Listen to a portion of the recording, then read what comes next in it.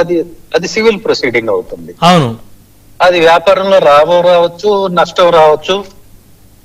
ఈ మధ్యలో మనం చూసుకున్నట్లయితే టి సుబ్బరామిరెడ్డి గారు, గాయత్రి కన్స్ట్రక్షన్స్ ఏదో అదొక కంపెనీ, ఇవన్నీ కూడా సివిల్ కేసులు అండి. వాళ్ళు దేనికోసం అయితే డబ్బు తీసుకున్నారు వ్యాపారం కోసం, ఆ వ్యాపారం చేశారు, దానిలో నష్టం వచ్చింది, తిరిగి కట్టలేకపోయారు, అది వేరే. ఇందులో ఏంటంటే ఈయన ఫస్ట్ లోన్కి వెళ్ళినప్పుడే మోసం ఉంది అందులో. ఏమిటి, ఆయన చూపించినటువంటి షేర్లు వాల్యూ ఏదైతే ఉందో దాన్ని ఇన్ఫ్లేట్ చేసి, అంటే ఎక్కువ చేసి చూపించారు. అంటే 10 రూపాయలు విలువ ఉన్నటువంటి షేర్ ని ఆయన 100 రూపాయలు 200 రూపాయలు చేసి చూపించారు. సో కాబట్టి అంత రుణం రావటానికి అవకాశం లేదు, గ్యారంటీలు వీక్ గా ఉన్నాయి. సో మోసం అనేది అక్కడ స్టార్ట్ అయిందండి. అంటే ఇప్పుడు నిన్న మీరు ఒక వీడియో రిలీజ్ చేశారు 2 రోజుల క్రితం సునీల్ కుమార్ గారు. ఆ వీడియోలో మీరు కొన్ని కామెంట్స్ ఏం చేశారంటే, నేను కూడా ఆ కేసులో ఇంప్లీడ్ అవుతాను అని కూడా మీరు అన్నారు. అవునండి, ఇప్పుడు ఈ బ్యాంకులన్నీ ఉన్నాయి, ఈ డబ్బులన్నీ ఎక్కడివి? ప్రజలే. మీరు నేను ప్రజలవే కదా, మీరు నేను నాలాంటి వాళ్ళు. ఇప్పుడు ఇందులో కొన్ని బ్యాంకుల్లో నాకు అకౌంట్ ఉంది, ఫిక్స్డ్ డిపాజిట్లు ఉన్నాయి. సో ఇప్పుడు ఈ డబ్బులే కదా అట్లా పోయినాయి. కాబట్టి రేపు కోర్టు అడుగుతుంది, మీకేంటి ఇంట్రెస్ట్, మీరు ఎందుకు ఇంప్లీడ్ అయ్యారని. ఎందుకనంటే నేను కస్టమర్ని, నా డబ్బులు పోయినాయి కాబట్టి అని చెప్పి నేను చెప్పుకోవడానికి అవకాశం ఉంది. అంతే తప్ప ఆయనకి నాకు వ్యక్తిగతంగా గొడవలు ఉన్నాయి, లేకపోతే ఆయన నా మీద కేసు పెట్టాడు కాబట్టి నేను ఇంప్లీడ్ అవుతున్నానని నేను చెప్పను. అది కోర్టు అంగీకరించడు కూడా. కాబట్టి ఇందులో వ్యక్తిగతం అనే అంశం లేదండి.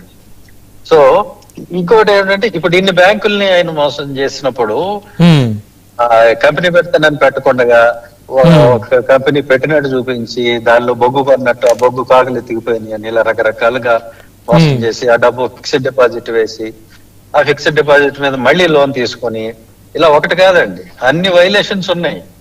ఇప్పుడు ఆయన బిజినెస్ న్యాయంగా చేసి దివాళా తీస్తే సివిల్ కేసు అది. అవును, కానీ బ్యాంక్ లోన్ తీసుకోవటం దగ్గర ఫ్రాడ్ మొదలైంది.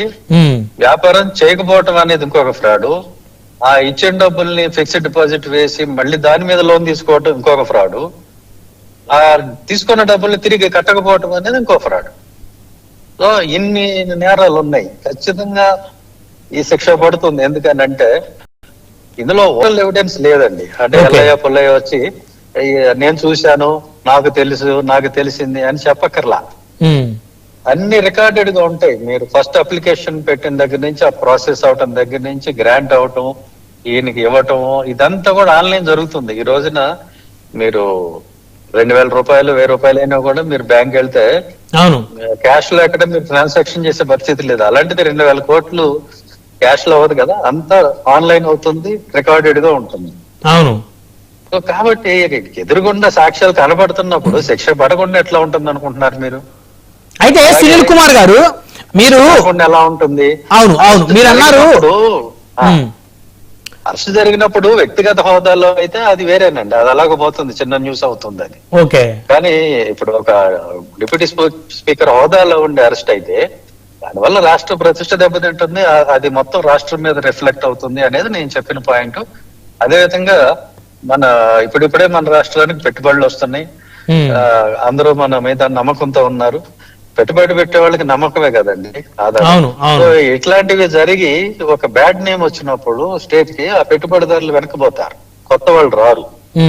ఇది అందరికీ నష్టం కలిగించే అంశం, అది గుర్తుపెట్టుకోవాలి. అంటే ఇవి ఆల్రెడీ ఇప్పుడు ఈ కేసు ఏదైతే ఉన్నాయి ఆయన మీద, ఈ ప్రభుత్వం వచ్చిన తర్వాత వచ్చిన కేసు కాదు కదా, ఇవి ఎప్పటి నుంచో నడుస్తూ ఉన్నాయి కదా. ఈ రోజు స్పెషల్ గా మీరు ఎందుకు ఫోకస్ చేశారు అనేటువంటి ఒక డిస్కషన్ కూడా నడుస్తూ ఉంది సునీల్ కుమార్. ఎప్పటి నుంచో ఉన్న కేసులు అయితే అప్పుడు ఆయన పదవులు లేరు కదా. ఓకే, అప్పుడు ఆయన పదవులు లేరు. అంటే గత ప్రభుత్వంలో కూడా ఆయన ఎంపీగా ఉన్నారు కదా ఫస్ట్ కొన్నాళ్ళు.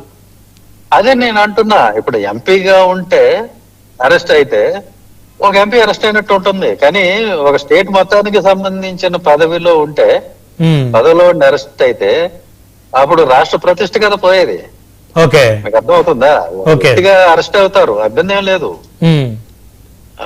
ఒక ఎమ్మెల్యేగానో ఎంపీగానో అరెస్ట్ అయితే అంతటితో పోతుంది. కానీ ఒక కీ పొజిషన్ లో మన స్టేట్ లో ఇంపార్టెంట్ పొజిషన్స్ ఒక 5 తీసుకుంటే అందులో ఈ పదవి ఉంటుంది, స్పీకర్, డిప్యూటీ స్పీకర్, ఇవన్నీ ఉంటాయి. మరి ఆ సీట్ లో ఉండి అరెస్ట్ అయితే రాష్ట్ర ప్రతిష్ట దెబ్బతింటుంది. సో మీరు నేను చెప్పిన పాయింట్. మీరు నిన్న అన్నారు కదా ఒక పాయింట్, అప్పుడు ఎప్పటి నుంచో కేసులు ఉన్నాయి అన్నారు, మొన్నే కదా మరి సుప్రీంకోర్టు స్టే ఎత్తేసింది మొన్ననే, కాబట్టి ఇప్పుడు కన్సర్న్. ఓకే, అంటే అందరు ఏమనుకుంటున్నారంటే సార్, మీ ఇద్దరి మధ్య వివాదం నడుస్తూ ఉన్నటువంటి తరుణంలో మీరు అవకాశం దొరికింది కాబట్టి ఆయన మీద మీరు గురి పెట్టారు అని చెప్పేసి కూడా కొంతమంది అనుకుంటున్నారు.